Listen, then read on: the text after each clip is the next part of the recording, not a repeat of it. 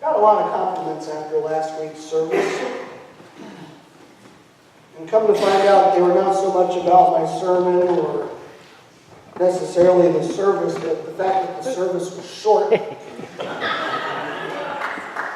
If you all noticed last week, got out a little early, so I figure I better preach a little longer for you all today.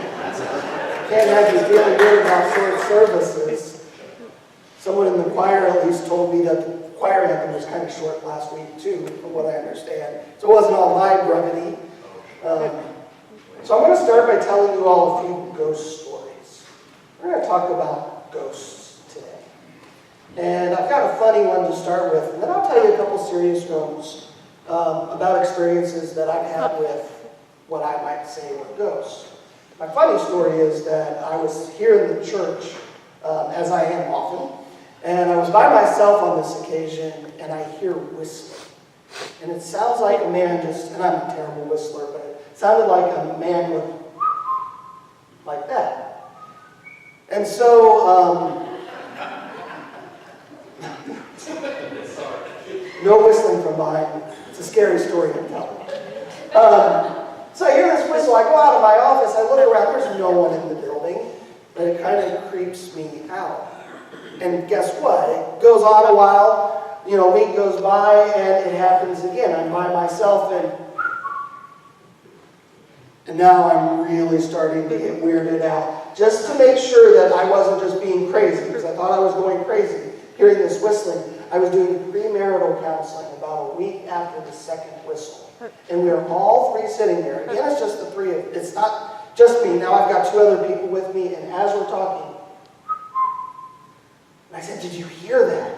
And they had, and I was very glad that they had heard it, because I thought I was going crazy.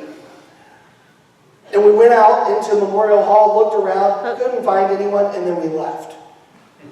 Come to find out, the following day, I learned that one of our church members, who shall remain nameless in this story, although they can fess up if they want you all to know, they had replaced the batteries in a clock in the nursery where birds whistle on the hour.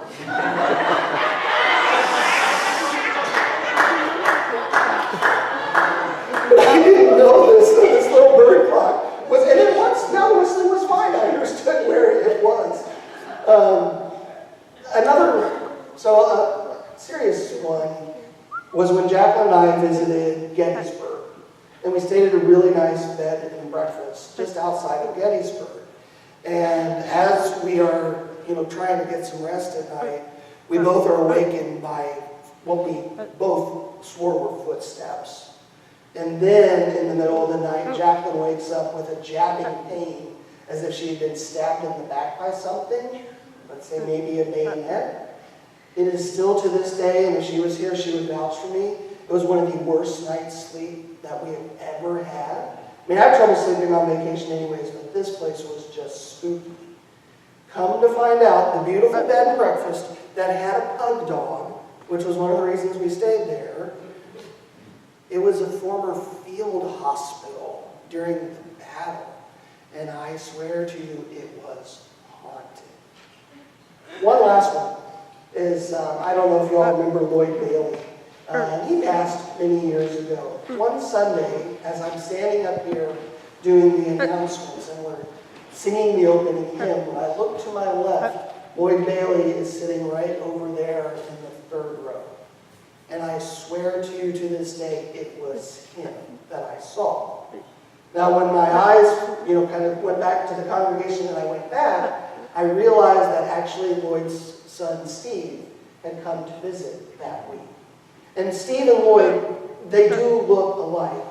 But to this day, I swear, the first time I looked over there, I saw Lloyd Bailey smiling and worshiping with us. So I've seen ghosts. You can say I'm crazy. You can say the house was just creepy. We can affirm that the bird clock works. But I don't know if you all have had experiences like that, where you've seen or experienced a ghost. I've talked with many people who have.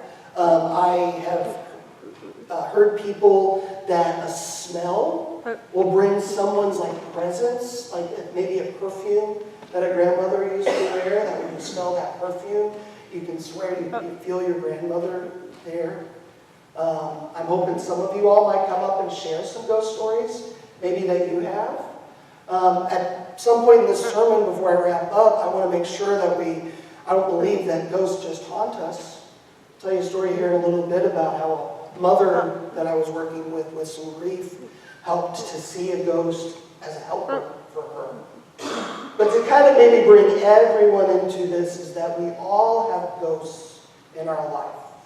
You know, by definition, a ghost is an apparition of something past that makes itself present in some form.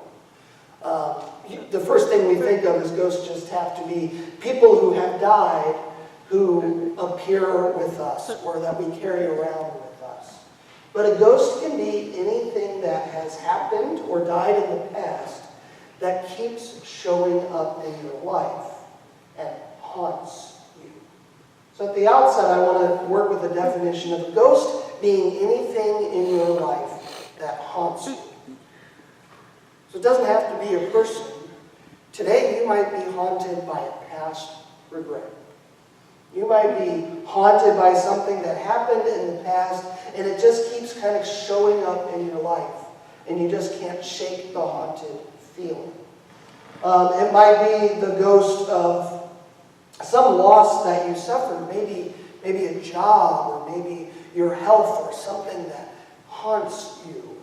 A traumatic situation in your life that maybe didn't involve death, but it was so traumatic that it just keeps lingering in your life as something which haunts you. It can be the ghosts of past failures, the ghosts of past love, or the ghosts of anything that still linger. Jesus went out of his way in this story. This is how I got on the theme of ghosts this week.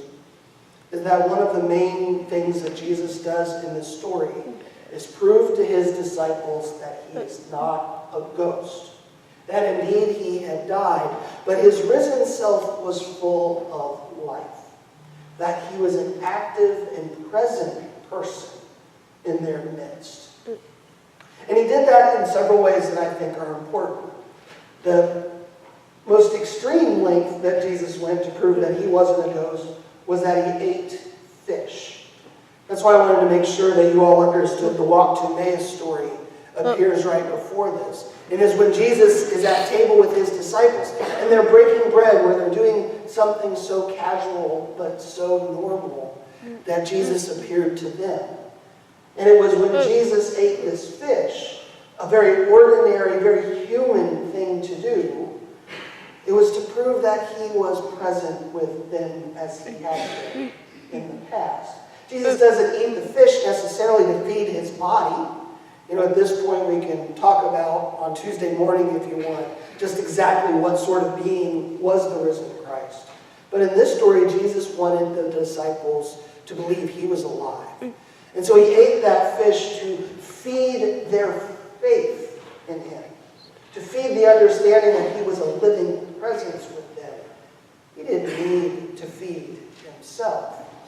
The second thing that Jesus does, which I think is important, is he shows them his wounds.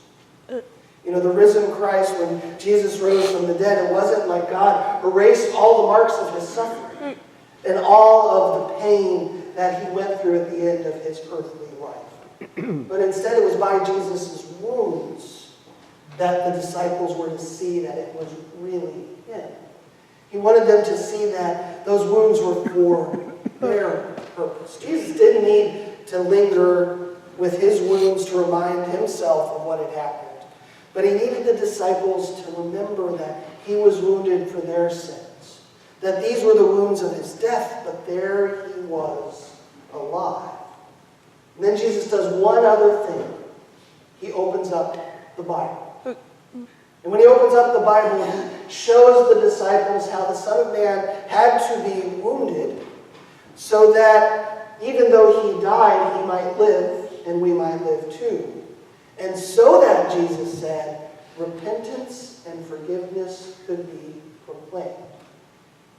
Jesus shows up To these disciples, like I talked about last week, who might have been haunted by the ways they had failed Jesus by abandoning him at the end. He showed up to a Peter who was haunted by his words of betrayal. And he showed up to disciples still haunted by knowing that their friend and rabbi had been crucified. And he comes to show them the wounds of his death while standing there alive. And to tell them that the Bible said that all this had to happen so that we could take all the ghosts away. That the haunt of death might be filled with life. That the haunt of regret might be filled with forgiveness. That the haunt of failure might be filled with the renewing life of repentance, of change for the better.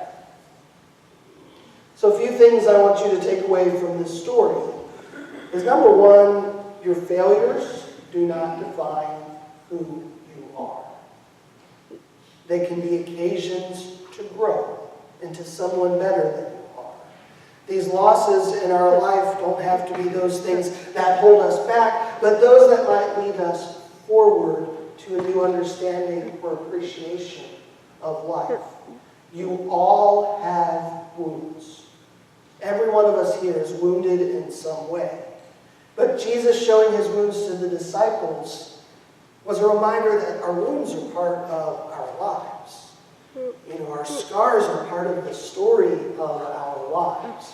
And we can look back on our wounds and our scars and just remember death, or we can use those wounds and our scars to tell part of our story. Woundedness is one thing we share on Great Banquet weekends. The Great Banquet creates this vulnerable space where people can share some great things that have happened in their life, but also share some wounds that have been healed in their lives as well. And I would hope and I trust, I believe that we're a church that we can be wounded together. Realize that that's part of all of our stories. But when we connect them to the story Jesus is writing, they lead to new life. Your ghosts, you have a choice. You can allow these ghosts to haunt, or you can ask these ghosts to help you in your life. You can see ghosts as ghouls, I think, which will help me set up the story. You can see your ghosts as ghouls, or you can see them as guides. As I mentioned, I was working with a grieving mother. She had lost her son in a tragic motorcycle accident. And it was a tough funeral, one of the harder funerals that I've had to do. And you know, we can't understand what a parent goes through who loses a child. So the level of grief, it was appropriate, I believe. But one of the things she wanted help with is she kept seeing her son. And it was scaring her. So she would see her son out in places they would go. She would see him around the house. And it was beginning to scare her. And this was her discovery. She was also in counseling. But it was one of the times that she was meeting with me that she came up with the ideas saying, if my son is coming to see me, does that mean he wishes me harm? And I asked her if she felt that way. And she goes, maybe he's coming there to help me, to tell me that it's okay that he is still with me. Maybe his way of helping her in a time of grief. So she went from seeing something that haunted her, this image of her son, to then beginning to see how that helped and comforted her when she saw him, though it still pained her when she couldn't see him. So these failures can either be occasioned, these losses that we experience, either persons or jobs or health, they can haunt us, or we can give them to Christ to let him guide us, to let him help us, to help us move beyond death into the life that only he offers, and that he stood and showed to his disciples as eyewitnesses. Because, friends, we leave into a world of ghosts. The world is a haunted place. We don't have to look but on the nightly news to see that we are still a nation haunted by racism. We only had to have tuned in on Friday night to see that we are still a world haunted by the specter of war. And so we leave here surrounded by a lot of these situations, these institutions that haunt us. And yet we must learn to find the life through all these wars and to see not the world for what it was, but to see the world for what it could be. To see the world not leading towards another World War III, but to see the world leading towards a peace that it has not yet to this day embraced as a whole. That's one thing that we can do in our haunted world. Second thing we can do is just simply to go and show the world the life of Christ, rather than to participate in things that lead to death and division, but to be part instead of those which bring life to others, which share the peace of Christ with him, to share the very real presence of the one who can heal the wounded, who can bring life to the dead, and who can forgive the greatest of failures, and who can help us change as individuals, but most importantly right now as a society. And so that is why Jesus wants us to know that he is not some ghost we come. He's not someone we come to memorialize on Sunday on a 1-hour service, someone we read in a history book. Instead, Jesus is still alive and present in the world. And the way he chooses to share that life and presence is still the church.